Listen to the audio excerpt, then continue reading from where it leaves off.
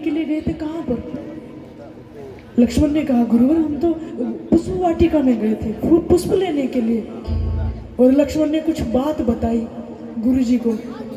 गुरुजी आप जानते नहीं हो, नगर की स्त्रियां ऐसी थी, हमें फूल चुनने ही नहीं दिया, इस प्रकार लाए हैं। तो तिरछी नजर से विश्वामित्र जी ने फिर राम की ओर देखा और देख करके मन में एक अंतिम परीक्षण और आ गया। समझिए, आज तक तो सुनते आए हो ना कि राज्य कैसा हो और राज्य कौन करे, मर्म आज समझ लीजिए। इसके बाद गोपी भाव होगा बहुत सुंदर, उसके बाद कथा पूर्णतः विराम होगी। विश्वामित्र ने कहा राम, जिस तरह तुम्हारा आज विवाह होगा फिर उसके बाद कहाँ जाओगे? घर ही तो जाओगे, तो घर जाकर के ही रहोगे कि कुछ और भी कार्य करोगे? तुम क्या कार्य करोगे? नौकरी करोगे? क्या करोगे? तो राम ने कहा मैं पिताश्री का राज्य संभालूंगा। हाँ ठीक है, तुम्हारे पिताजी चक्रवर्ती सम्राट हैं और राजा का पुत्र राजकुमार ही होता है, बात तो ठीक है। तो राज्य कैसे संभालोगे? राम समझ गए। तो किस तरह विश्वामित्र जी को समझा रहे हैं राम, राज्य कैसे संभालना है। सर्वप्रथम मैं राज्य को सुरक्षा दूंगा। सिर्फ अपने राज्य को? राम ने कहा नहीं, मैं संपूर्ण राष्ट्र को सुरक्षा दूंगा। सुरक्षा कैसे करोगे?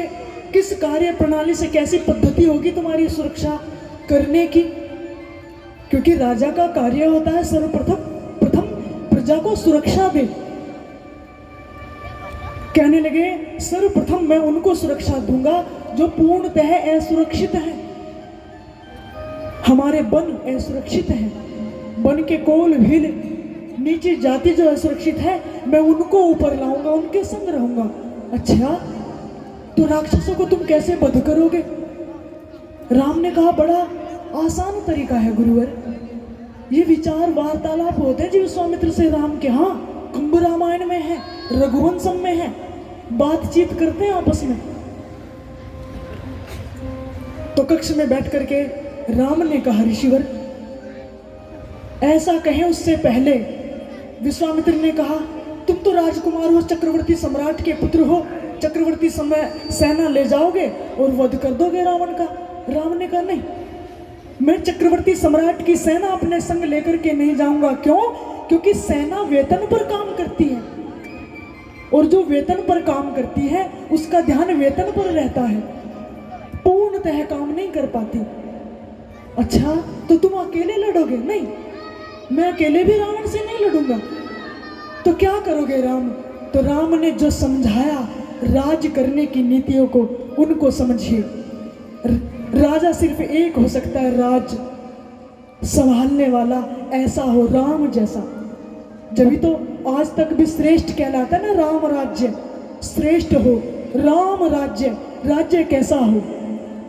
जो वेतन पर काम करने वाली सेनाओं के द्वारा नहीं, उस बड़ी बलवान राक्षस प्रवृत्ति के समक्ष सर्वाधिक निर्बल जीवों को ले जाकर के खड़ा करे और उनका बल बने और उनको निर्बल को बलवान से भिड़ा दे और असत्य पर सत्य की जीत करके दिखाए, विजय का झंडा लहराए, उसको कहते हैं जी राम राज, राम नीति, राजनीति। ऐसी नीति वे इतनी निर्बल जाति कैसे युद्ध करेंगी? मैं जानता हूं जिन ऋषि ऋषिकाओं के गर्भ को पैर रख करके विचलित किया है ना, वो ऋषि रावण से लड़ेगा।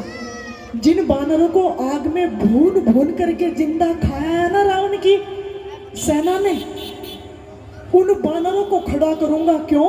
क्योंकि अपना बदला लेने के लिए वो छोटा सा बानर भी हृदय से लड़ेगा, और जो हृदय से सत्य की जीत करेगा, जो हृदय से अपने दुख का बदला लेगा, वो अवश्य विजयी होगा। ऐसी इच्छा, अपमान की बदला लेने की ऐसी तीव्र इच्छा उनके अंदर होगी। क्यों? क्योंकि जिस ऋषिका की साड़ी का हरण किया, पूर्णतः नग्न करके उसके घर पर पैर रख करके जबरन विचलित कर दिया, वह ऋषि हृदय से लड़ेगा। पशु पक्षी भी लड़ेंगे, चींटी भी पुल पार करेंगी, तुम चिंता नहीं करना। बल हृदय का होता है, ऐसा बल, कैसी इच्छा, जैसे डूबते हुए को पानी में श्वास लेने की इच्छा, ऐसी ही इच्छा अपमान का बदला लेने की, अपनी आजादी की सुरक्षा, अपनी स्वतंत्रता को छीनने की इच्छा, वही असत्य को निढाल कर सकती है। इसको कहते हैं राम नीति, राम राज्य, राजनीति। पता नहीं कब आएगा, इच्छा तो बहुत है, पर घड़ी की प्रकृति बताती है घड़ी की सुई को एक बार नीचे भी जरूर आना है, और वो नीचे तक कब तक आएगी पता नहीं। जिस दिन नीचे आएगी उसके बाद ही उठना प्रारंभ करेगी। अब नीचे आई है कि नहीं आई, हृदय बड़ा द्रवित होता है। कभी कभी तो लगता है घड़ी की सुई नीचे आ गई, पर फिर जब तक लगे फिर किसी ना किसी के 35-36 टुकड़े हो जाते हैं। फिर लगता है इस बार घड़ा भर गया, इस बार घड़ी की सुई जरूर ऊपर उठेगी, जरूर सना का चक्र बदलेगा। मुकद्दर जिस घड़ी उधो पलट अपना दिखाता है, जानता है उसे वो ही कि जो सदमे उठाता है। कुछ ना कुछ जरूर होगा, फिर एक घटना फिर आ जाती है। पता नहीं कब देश की अस्मिता बचेगी।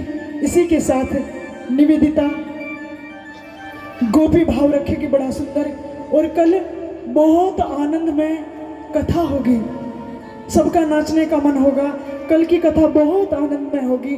भगवान ऐसे संसार का नेतृत्व करने के लिए, सत्य को पराजित करने के लिए शक्तिमान शक्ति का पानी ग्रहण करेगा।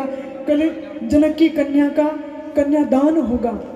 कन्यादान के लिए मैयाएं कुछ ना कुछ अवश्य लाएं।